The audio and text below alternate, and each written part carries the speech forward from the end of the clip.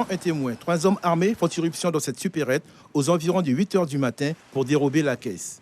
Ils s'en prennent violemment à l'un des commerçants qui tentait de s'opposer. Les clients, à travers leurs cris, ont tenté d'alerter les agents de la PAF, la police aux frontières, située à proximité de ce commerce. Un témoin raconte. 3 individus sont arrivés armés. Ils se sont dirigés vers la caisse. Donc ils ont récupéré tout ce qu'ils pouvaient récupérer.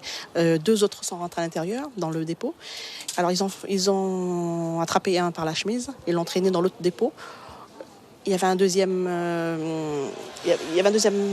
employé qui était dans le deuxième dépôt. Donc ils l'ont frappé sur la tête, le deuxième. Ils l'ont frappé sur la tête malgré qu'il était accroupi. Ensuite, ils l'ont attrapé par la chemise et ils lui ont donné un coup de pied sur le menton. Donc voilà, ensuite, je pense que les autres qui étaient à l'extérieur ont récupéré à la caisse tout ce qu'ils pouvaient récupérer, tout ce qui était de valeur qu'ils ont pu récupérer. Et puis ils sont partis.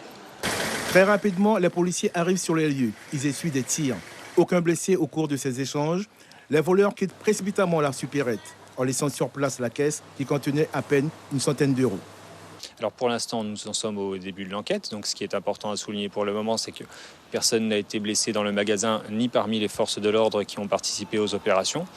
Les éléments que nous avons à l'heure actuelle permettent de dire que le préjudice est relativement faible dans la mesure où la caisse qui avait été dérobée a été abandonnée. Ils n'ont pas pu partir avec très loin puisqu'ils ont été pris en chasse notamment par ces policiers aux frontières. Donc un événement grave, mais qui à l'heure actuelle est assez maîtrisé. Une enquête est d'ores et déjà ouverte par la gendarmerie. L'un des braqueurs s'est enfui en pirogue, les autres sont activement recherchés.